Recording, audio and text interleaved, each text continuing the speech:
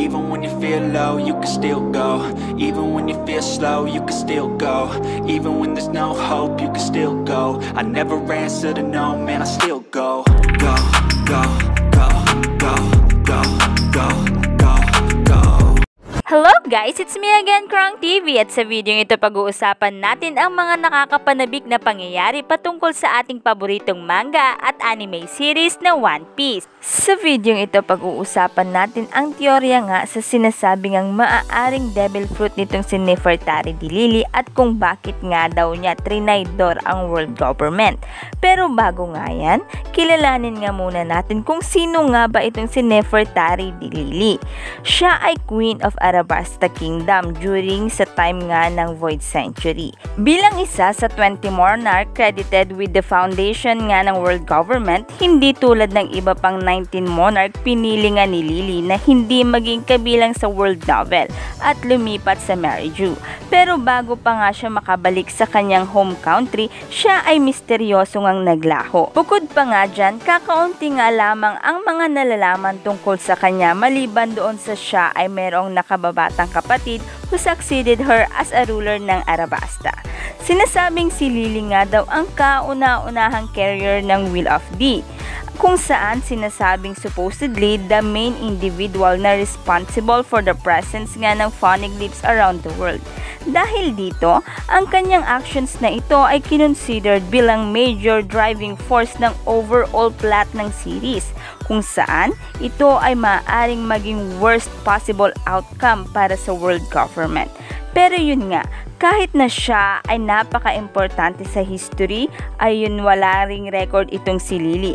Pero ang kanyang existence ay verified by a letter of her authorship na napasa among generation ng Nefertari family. Sa letter nga, in-encourage nga ni Lily na protektahan ang phoneglyphs and bearing the flag of dawn against sa mundo, signing as Nefertari di Lily. So yan nga guys, ang ilan nga sa mga nakalap o nalaman ngang data about nga kay Nefertari di Lily. Kung mapapansin, wala ngang talagang maraming information about kay Lily, pero kung papansinin, halatang halata na malaki at maraming maiaambag nito sa history.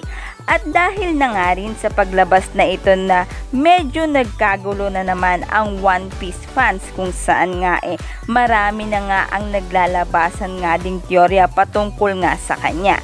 Ang isa nga sa pinaka-popular na theory sa ngayon ay ang mga sinasabing itong si Lily nga daw at si Imo ay iisa. Bukod pa dyan, sinasabi pa nga daw na itong si Imo ay anak nga nitong si Lily.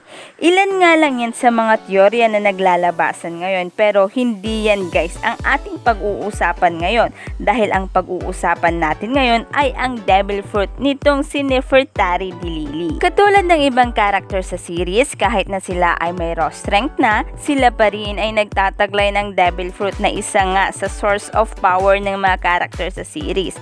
Sa mga nakaraang chapter ng One Piece ay halos nagbigay o naglabas nga ng clue patungkol nga sa maaring taglay ngang devil fruit nitong si Lily at kung papaano nga niya ikinalat ang mga phoneglyphs throughout the world. Sa mga hindi nakakaalam, ang phoneglyphs ay large mysterious steles na mayroong historical knowledge inscribed sa ancient script. Malaki nga ang maitutulong ng phoneglyphs na ito sa history. Sa katunayan, ito ay mayroong tatlong types. Una ay ang historical phoneglyphs, ang ikalawa ay ang instructional phoneglyphs at ang road phoneglyphs. At sinasabing ang phoneglyphs na ito ay imposibleng ang masira, pero ito ay hindi imposibleng mailipat-lipat. Noong una, marami nga sa atin ang naniniwala na pagkatapos nga ng Void Century, si Joy Boy mismo ang siyang nagpakalat sa buong mundo ng phoneglyphs na ito. Pero napaisip lang ako guys, paano nga ba nagawa ito? Kung sakaling ang ginamit niya ay ship, panigurado matatagalan siya bago nga niya tapusin ito. At kung sakaling ganito talaga ang ginawa niya, panigurado din na malalaman din ito ng world government. At maaaring dahil dito ay makuha pa ng world government ang mga phoneglyphs na ito. Ayon kay Tamago, mayroong total of 30 phoneglyphs kaya naman matatagalan talaga itong si Joyboy. At the time, si Lily ay isa nga sa 20 founding members ng world government at inakala nga nila na si Lily ay kanilang kakampi pero hindi pala. Maaaring ang pagkalat ng phoneglyphs na ito ay sinasabing aksidente lamang pero buong katotohanan nito ay talagang sinadya dahil sa siya ay traidor sa world government. Kung saan ito rin ang isa sa dahilan kung bakit misteryosong nawala itong si Lily bago pa man siya makabalik sa kanyang hometown at kung bakit nawala ang kanyang existence na siya namang ginagawa ngayon ng world government sa mga taong alam nilang banta sa kanila.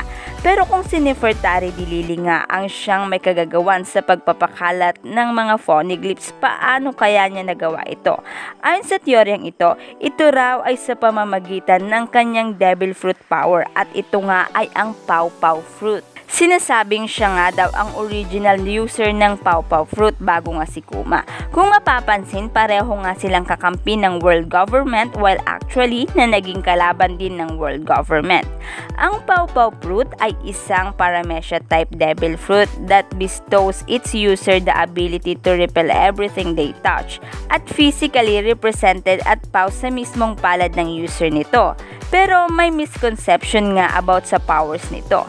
Sinasabing ang user daw nito ay may ability to teleport at will, pero sinasabing ang assumption nito ay mali. Dahil based na rin kay Kuma, siya ay actually na gumagamit ng incredible speed of his devil fruit power to propel himself, other people, or object across a certain distances. Pero ito nga guys, marami din ang nagtataka kung bakit nga daw itong si Lily. Bakit siya nag-decide na sabihin na natin na trinidor nga niya ang world government after joining their cause. Ang maaaring dahilan nito ay siya ay in-informed by someone about sa true nature ng world government o ni Imo at ng ilan pang kabilang dito. At ang tao ngang ito ay walang iba kundi si Joyboy na ilang beses na rin na-mention sa story. Maaring nabanggit ni Joyboy ang kahalagahan ng initial na D sa pangalan ni Lily at syempre, hindi naman maniniwala dito si Lily kung walang mga patunay, diba? And at some point ay pinatunayan ito ni Joyboy. Pero kahit na ganun nga ay hindi pa nga rin nagtagumpay si Joyboy at si Lily sa kanilang plano. Kaya naman maaari na pinabalikat ito sa mga susunod na generation kung saan ito ay maaaring si Luffy, meaning ang nais na gawin ni Joyboy na pagwasak sa world government at pagbabago ng mundo ang gagawa nito ay si Luffy. Kaya naman noong na-awaken ni Luffy ang kanyang devil fruit, sinabi nga ni Zunisha na si Joyboy ay nagbalik na. At sa case naman ni Lily, Vivi will need to lead Arabasta in the right direction. Bago mamatay, Nefertari Cobra requested that Sabo tell Vivi about nga sa Arabasta path. Dahil sa confirmation na si Vivi ay member din ng D family, it's highly like na siya ay magre-reunite sa Straw Hat and achieve what Lily failed to do. So yan nga guys ang mga sinasabi sa teorya nga about nga sa devil fruit nitong si Nefertari di Lily at kung bakit nga daw niya trinidor ang world government. Pero kung kayo ang tatanungin guys, agree ba kayo sa mga statement sa teoryang ito? I-comment nyo lang inyong kasagutan sa ating comment box at dito na nga nagtatapos ang video ito. Any comment and suggestion, just comment down below. Thank you!